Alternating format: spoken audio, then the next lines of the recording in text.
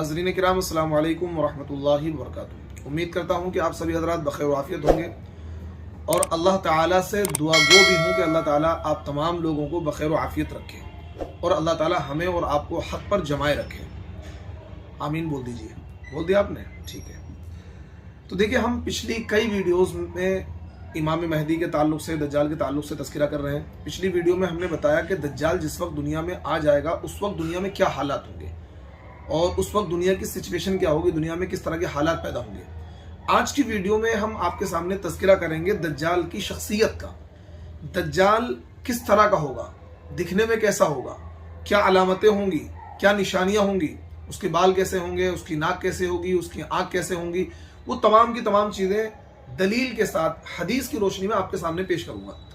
देखिए, दज्जाल के ताल्लुक से सबसे पहली रिवायत में बुखारी शरीफ से आपके सामने पेश कर रहा हूँ। बुखारी शरीफ हदीस नंबर है 6598।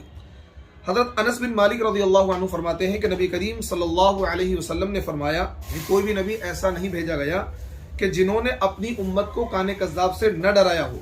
सुनो, बेशक वो काना होगा और तुम्हारा रब यकीनन काना नहीं है और उसकी दोनों आंखों के दरमियान लफ्ज़े काफिर लिखा होगा। देखिए, यानी वो काना होगा, तुम्हारा रब काना नहीं है। दूसरी बात, उसकी दोनों आंखों के दरमियान पेशानी पर लफ्ज़े काफिर लिखा होगा और काफिर लफ्ज़ मिलाकर नहीं लिखा होगा बल्कि अलग अलग काफ फा रा इस तरीके से लिखा होगा और उसको हर शख्स पढ़ लेगा, चाहे वो पढ़ा हुआ हो या पढ़ा हुआ ना हो। हर मोमिन उसे पढ़ लेगा, काफिर नहीं पढ़ पाएगा, हर मोमिन उसे पढ़ लेगा चाहे पढ़ा हुआ हो या ना हो। अब एक हदीस और सुनिए, बुखारी शरीफ की रिवायत है, इसका हदीस नंबर है 6590।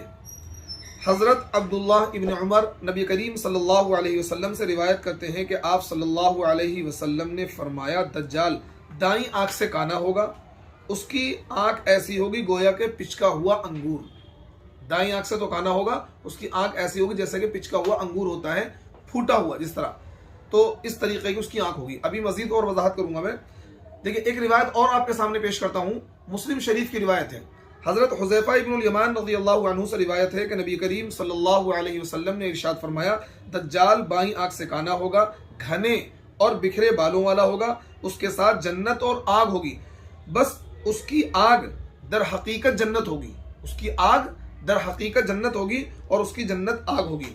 फायदा देखिए, यहाँ पर दज्जाल जो है उलझे हुए बालों वाला, बिखरे हुए बालों वाला और घुंघरियाले, सख्त घुंघरियाले बाल होंगे उसके, सख्त जैसे कि झाड़ झंकार होता है, इससे सख्त घुंघरियाले बाल होंगे, इस तरीके का होगा। उसकी आंख के ताल्लुक से बाज रिवायत में आता है कि वो दाईं आंख से काना होगा, बाज रिवायत में आता है वो बाईं आंख से काना होगा, यानी दोनों आंख।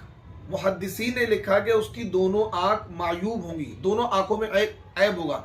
एक आंख तो उसकी उभरी हुई होगी जैसे कि अंगूर होता है और एक आंख उसकी पिचकी हुई होगी जैसे कि जिसको कहा गया ममसूहुल ऐन, मिटी हुई आंख वाला, मिटी हुई आंख वाला। अच्छा, दज्जाल को मसीह दज्जाल इसी वजह से कहते हैं, जैसे मसीह दज्जाल इसी वजह से कहते हैं कि मिटी हुई आंख वाला। तो एक आंख उसकी मिटी हुई हो जैसे कि फूट कर बह जाती है और एक आंख से वो काड़ा होगा और उभरी हुई होगी बाहर की जानिब और बाल उसके सख्त घुंघरियाले होंगे और जैसे कि झाड़ झंकार होता है इस तरीके से बिखरे हुए बालों वाला होगा।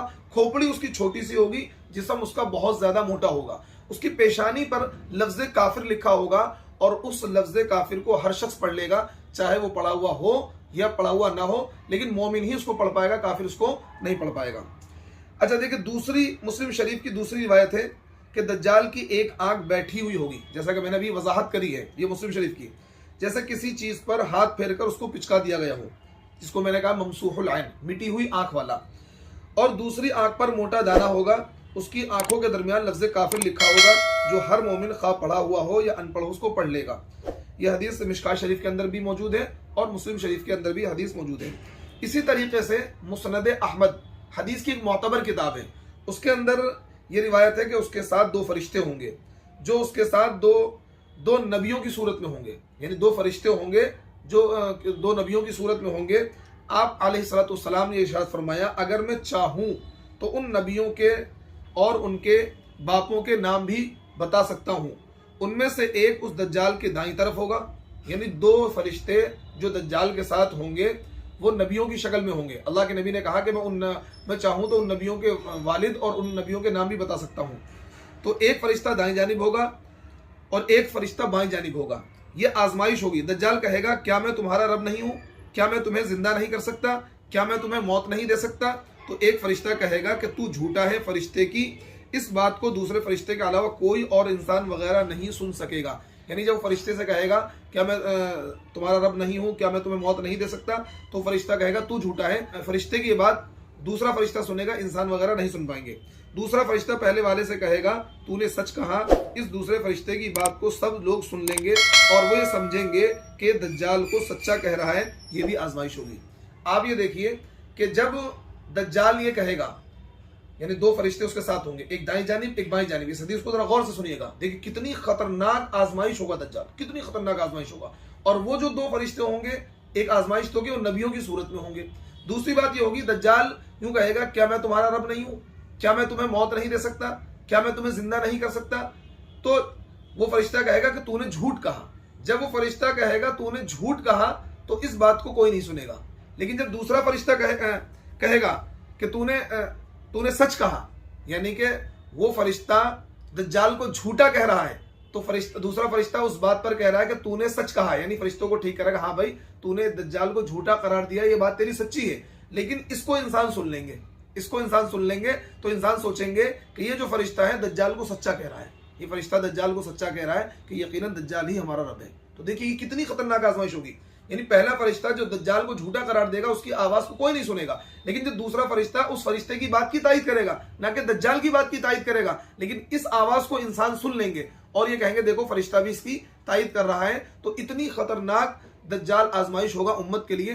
یہی وجہ ہے کہ صحابہ جیسی مقدس جماعت دجال کا تذکرہ سن کر روتی تھی, خوف و ہراس میں مبتلا ہو جاتی تھی, اور نبی علیہ الصلوۃ والسلام سے بار بار دجال کے تعلق سے پوچھا کرتے تھے تاکہ اس کے فتنے سے اپنے آپ کو بچا سکے. تو دیکھیے, اچھا اب یہاں پر ایک سوال پیدا ہوتا ہے. سوال یہ پیدا ہوتا ہے کہ حدیث پاک میں آتا ہے کہ دجال کی پیشانی پر جب لفظ کافر لکھا ہوگا اور اس کافر لفظ کو ہر کوئی پڑھ لے گا, ہر مومن پڑھ لے گا, چاہے وہ پڑھا ہوا ہو یا ان پڑھ ہو, تو پھر تو دجال کے فتنے سے بچنا بہت آسان ہو جائے گا. جب بندہ ہو دیکھو یہ مٹی ہوئی آنکھ والا بھی ہے, گھنگھرے والے بال بھی ہیں, اس کی پیشانی میں کافر لکھا ہوا ہے, پھر تو دجال کے فتنے سے بچ جائے گا. یہ سوال ذہن میں پیدا ہوتا ہے, لیکن ایسا نہیں ہے.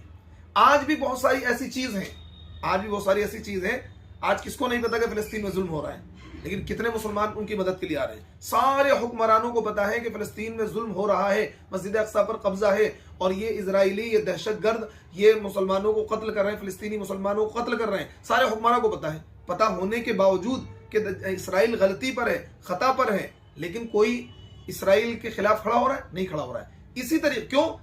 چاہے وہ مال کا لالچ ہو, چاہے وہ اپنی حکومت کے چھننے کا ڈر ہو, یا اپنی موت کا ڈر ہو, یا اپنی حکومت کے گرنے کا ڈر ہو, کوئی بھی لالچ ہو, کوئی بھی ڈر ہو جس کی وجہ سے وہ اسرائیل کے خلاف نہیں کھڑے ہو رہے ہیں. یہ اسرائیل اور یہودی تو دجال کے چیلے ہوں گے.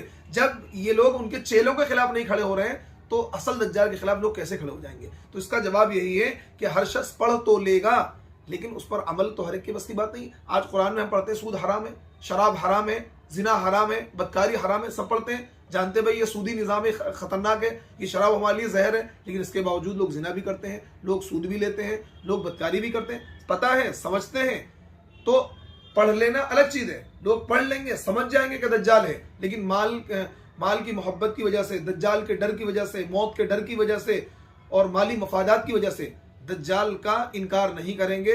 دجال کی خدائی کو تسلیم کر لیں گے, اس کے رعب و جلال کو دیکھ کر, اس کے دبدبے کو دیکھ کر. اس لیے یہ دجال کی اتنی واضح علامتیں نبی علیہ الصلوۃ والسلام نے بتلائی ہیں, اتنی واضح علامتیں کسی بھی نبی نے نہیں بتلائی. تو اس لیے ہم اللہ تعالیٰ سے دعا گو ہیں کہ اللہ تعالیٰ مجھے بھی تمام امت مسلمہ کو دجال کے فتنے سے محفوظ فرمائے.